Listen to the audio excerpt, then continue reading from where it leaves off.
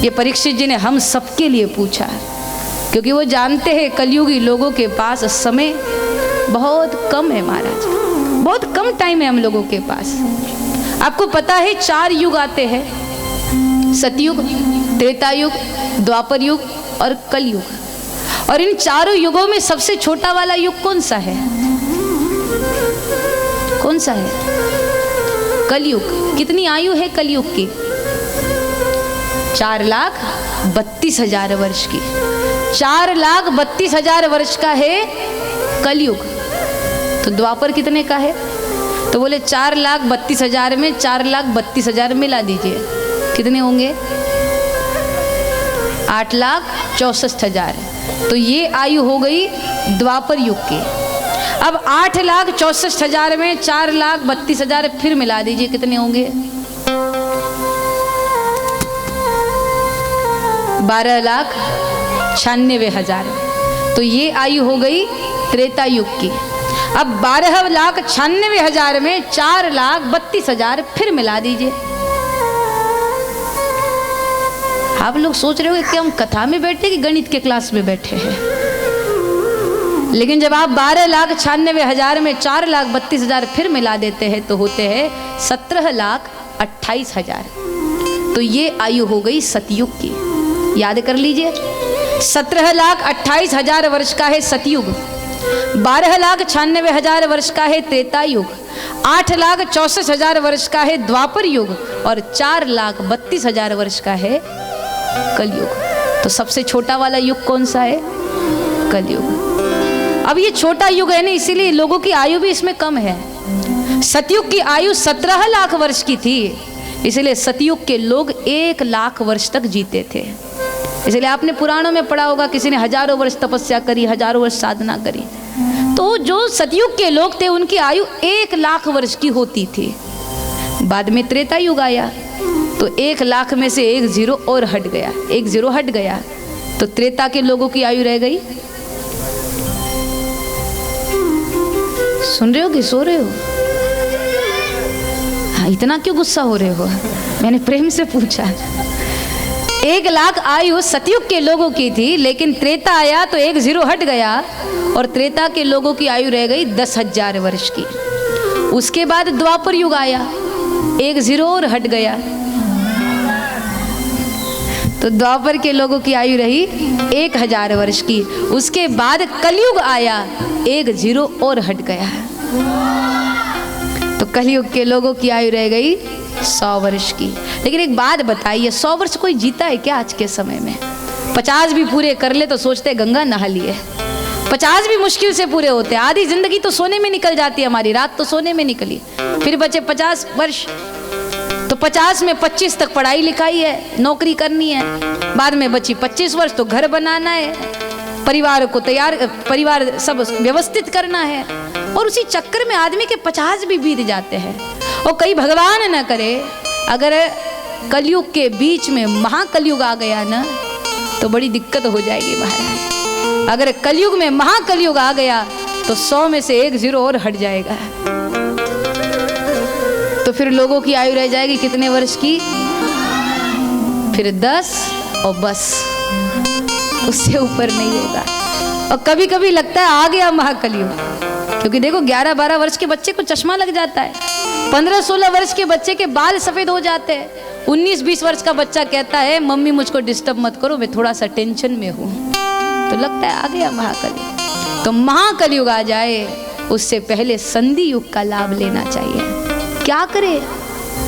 परीक्षित जी ने जिज्ञासा रखी, जब कोई उनको उत्तर नहीं दे पाया तो इस समय फिर परीक्षित जी ने आह्वान किया श्री सुखदेव जी महाराज जी का, और फिर बड़ी अद्भुत घटना घटी, क्योंकि एक अवधूत का आगमन हुआ महाराज। सुखदेव जी 16 साल के, 16 विकारों से रहित बालक है, और ऐसे में सुखदेव जी करीब करीब शिव ही है।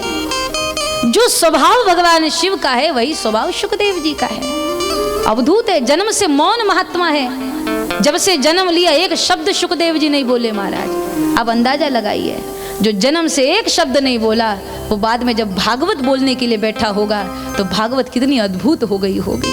अंदाजा नहीं लगाया जा सकता। कथा वही होती है, कथा के प्रसंग वही होते हैं, लेकिन हर बार कथा नहीं लगती है। उसका कारण ये है कि बोलने वाले की साधना उसमें मिल जाती है, बोलने वाले का अपना भजन उसमें मिल जाता है। और जब परीक्षित जी ने ऐसे अवधूत का वहन किया, श्री सुखदेव जी महाराज पधारे, तो सुखदेव जी के आगमन पर बड़े बड़े सिद्ध महापुरुष आसन से उठ के खड़े हो गए। सबने सुखदेव जी को प्रणाम किया। श्री परीक्षित जी सुखदेव जी की स्तुति करने वाले थे कि व्यास जी ने इशारा किया, परीक्षित स्तुति आदि के चक्कर में मत पड़ो। ये देव नहीं है जो स्तुति से प्रसन्न हो जाए, ये सुखदेव है। स्तुति करोगे तो उठ के भाग जाएंगे। ये एक जगह पे उतनी ही देर खड़े रहते जितनी देर में गाय दोही जाती है, इसलिए तुरंत कोई जिज्ञासा करो और सुखदेव को या रोक लो। तो परीक्षित जी महाराज जी ने उस समय जिज्ञासा करी और जिज्ञासा के साथ उन्होंने पूछा कि गुरुदेव, कलयुगी लोगों के पास समय बहुत कम है और ऐसे कम समय में जीव अपना उद्धार कैसे कर ले? क्या उपाय है? क्या करे कि कम समय में जीवात्मा का कल्याण हो जाए? तो कितनी अद्भुत बात पूछी है और कितना सुंदर उसका उत्तर सुखदेव जी ने दिया है। सुखदेव जी ने कहा, कलयुग के लोगों के पास कम समय है और कम समय में अगर कलयुगी जीव अपना उद्धार करना चाहता है तो उसके लिए उपाय यही है कि जब अवसर मिले तब सत्संग का श्रवण कर ले और जब मौका मिले तब भगवत नाम का कीर्तन कर ले। बस ये दो भी कर लिया ना तो भी बहुत है। सत्संग का श्रवण करो और भगवत नाम का कीर्तन करो। कीर्तन माने आपका तन, आपका मन उसमें लय हो जाए, न तन की सुधि रहे न किसी और चीज की। तल्लीनता के साथ जब उसको गाओगे, तल्लीनता के साथ जब उसका स्मरण करोगे तो परिणाम में ये होगा कि वही कीर्तन आपको भगवान तक पहुंचाने में मदद करेगा। इसलिए जब जब मौका मिले, कीर्तन चल रहा हो तो कीर्तन में कभी भी कंजूसी नहीं करनी चाहिए। कीर्तन में कभी तालियों की सेवा में कंजूसी नहीं करनी चाहिए। कीर्तन जब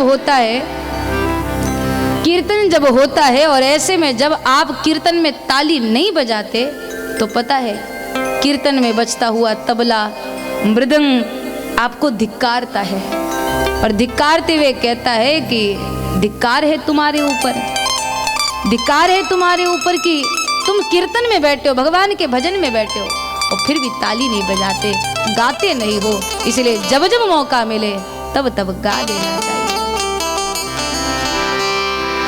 बोला हरि सेना विठ्ठल पांडुरंग। तैयार?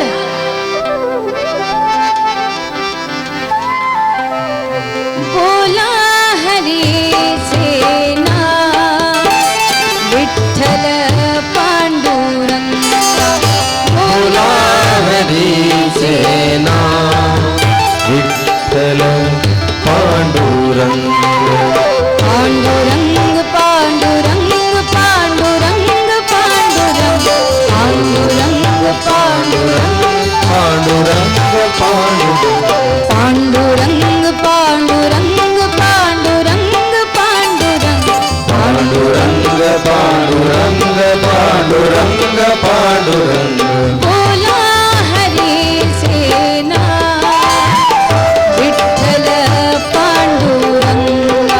बोला हरि सेना विठ्ठल पांडुरंग। तल्लीनता के साथ, तन्मयता के साथ, तालियों के साथ भाव से जय हो।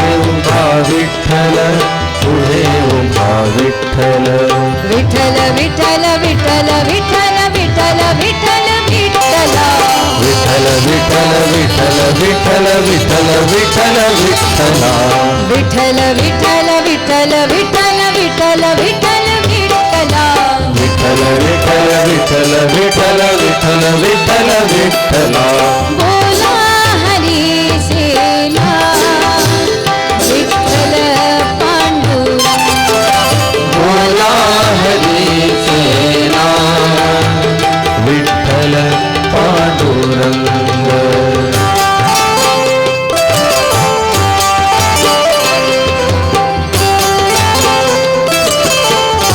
जय हो तालियां जरा भाव से महाराज जरा जोर से जय हो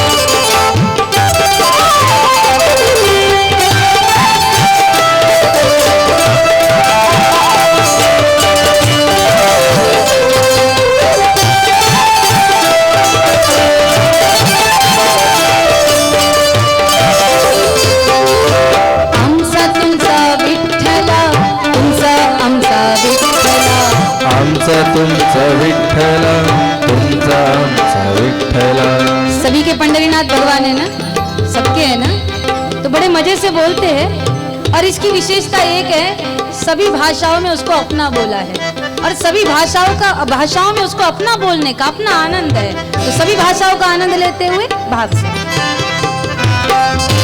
आमचा तुमचा विठ्ठला तुमचा आमचा विठ्ठला आमचा तुमचा विठ्ठल तुमचा आमचा विठ्ठल माझा तुझा विठ्ठला तुझा माझा विठ्ठला माझा तुझा विठ्ठल तुझा माझा विठ्ठल माझा तुझा विठ्ठला तुझा माझा विठ्ठला माझा तुझा विठ्ठल तुझा माझा मारवाडी. विठ्ठल मारा थारा विठ्ठला थारा मारा विठ्ठला मारा थारा विठ्ठला थारा मारा विठ्ठला मारा थारा विठ्ठला थारा मारा विठ्ठला मारा थारा विठ्ठला थारा मारा गुजराती. विठ्ठला मारो थारो विठ्ठल छे थारो मारो विठ्ठल छे મારો થારો વિઠ્ઠલ છે થારો મારો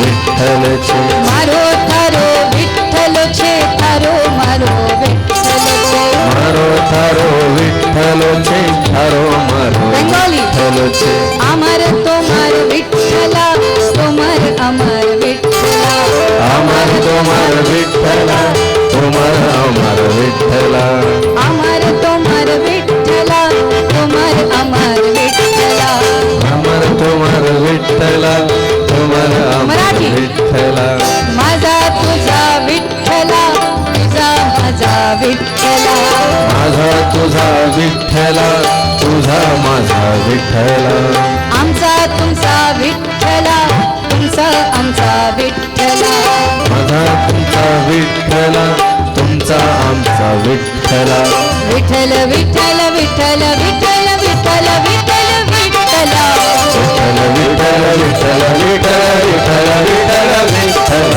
विठ्ठल विठ्ठल विठ्ठल विठ्ठल विठ्ठल विठ्ठल विठ्ठल विठ्ठला विठ्ठल विठ्ठल विठ्ठल विठ्ठल विठ्ठल विठ्ठला बोला हरी सेना विठ्ठल पांडुरंगा बोला हरी सेना विठ्ठल पांडुरंग पांडुरंग पांडुरंग पांडुरंग पांडुरंग पांडुरंग पांडुरंग पांडुरंग पांडुरंग पांडुरंग पांडुरंग पांडुरंग पांडुरंग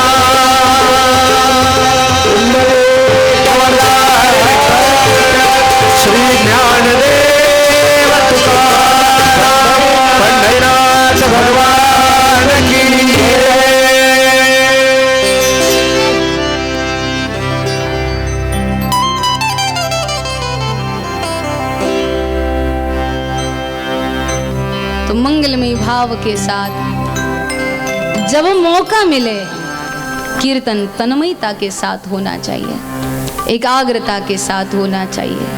कुछ नहीं आता तो ऐसे भावों के साथ भगवान से जुड़ना चाहिए। तो सुखदेव जी महाराज ने बड़ी अद्भुत बात बोली, जब अवसर मिले तब सत्संग का श्रवण कर लेना चाहिए और जब मौका मिले तब भगवत नाम का कीर्तन कर लेना चाहिए। चर्चा आगे बढ़ती है, लेकिन उससे पूर्व हम सभी के मध्य में जो वर्धा के निवासी है संपूर्ण गांधी परिवार और उनके परिवार के तत्वाधान में स्वर्गीय कांताबेन जगन्नाथ गांधी एवं स्वर्गीय श्री गोपाल रानी बाबूलाल पिल्ले, इनके स्मृति में जो गांधी परिवार के मन में संकल्प जागा कि यह जो आयोजन इतने विशाल दिव्य और भव्यता के साथ हो रहा है, इस यज्ञ में हमारी भी कुछ आहुति पड़े। उनका योगदान तो रहता ही है, लेकिन जब उन्हें पता लगा तब उन्होंने सहर्ष हृदय के साथ, खुले हृदय के साथ यहाँ पर संकल्प लिया कि मैं इनके स्मृति में अपने पूरे परिवार के द्वारा लगभग 50 साड़ियों का यहाँ पर हम वितरण करना चाहते हैं और इसी हेतु से संपूर्ण गांधी परिवार यहाँ पर उपस्थित है।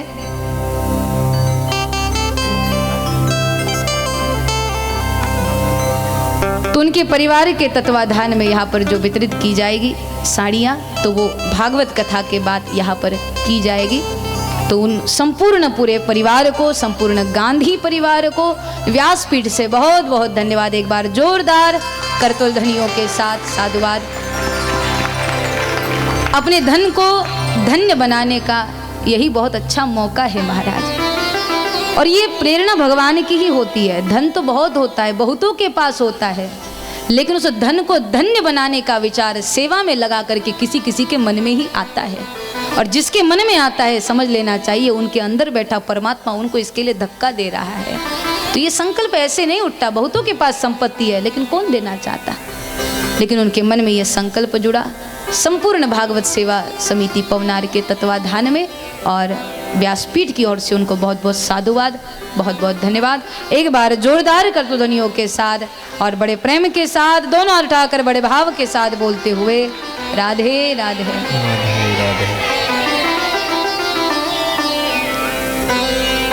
मूल रूप से अगर देखा जाए तो कथा के क्रम के अनुसार अगर हम चलते हैं तो अभी भी बहुत समय लगेगा।